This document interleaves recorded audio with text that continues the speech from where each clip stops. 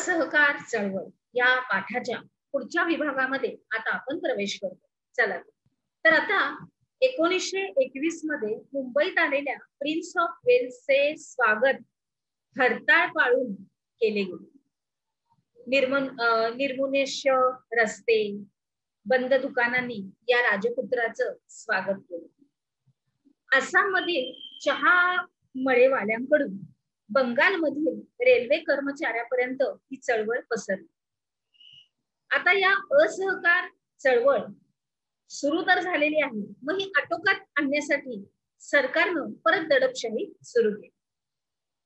उत्तर प्रदेश मधल्या गोरखपूर जिल्ह्यातल्या चौरी चौरा येथे फेब्रुवारी 1922 मध्ये शांततापूर्ण मिरवणुकीवर पोलिसांनी गोळीबार केला.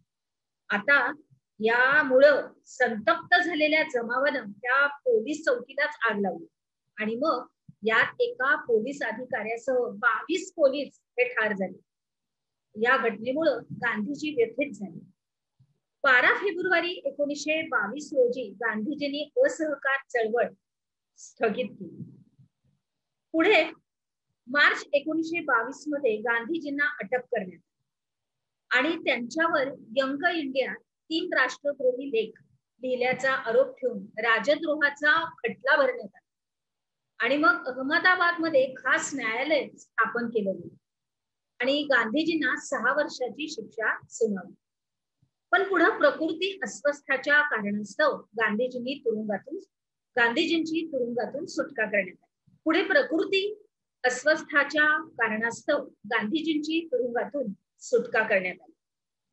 गांधीजींनी असहकार चळवळीबरोबरच विधायक कार्यक्रम हा हाती घेतला आणि त्यामध्ये प्रामुख्याने स्वदेशीचा प्रसार, हिंदू मुस्लिम ऐक्य, मद्यपान बंदी, अस्पृश्यता निवारण, खादींचा प्रसार, राष्ट्रीय शिक्षण अशा गोष्टींचा अंतर्भाव होता. आणि या विधायक कार्यक्रमामुळे ग्रामीण भागामध्ये राष्ट्रीय चळवळ ही अधिक व्यापक अशी झाली.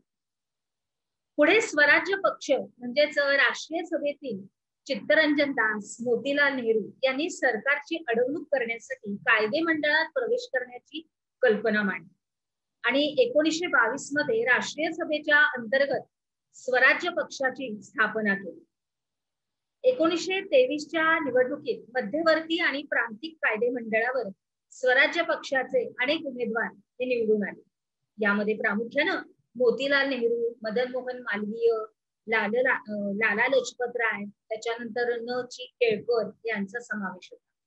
देशात जेव्हा राजकीय चळवळ ही थंडावली होती तेव्हा कायदे मंडळातील लढाई ही स्वराज्य पक्षाने दिली. कायदे मंडळात सरकारच्या अन्याय धोरणांना त्यांनी प्रखर असा विरोध केला. मग भारतामध्ये भावी काळात जबाबदार राज्य पद्धती द्यावी अशी मागणी केली.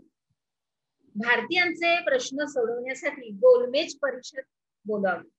त्याच्यानंतर राजकीय कैद्यांना मुक्त करावं यासाठी विधिमंडळामध्ये ठराव संमत करून घेतले आणि सरकारने स्वराज्य पक्षाचे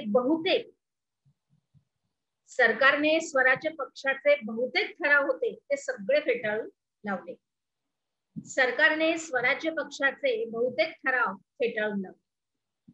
पुढे आलं सायमन कमिशन.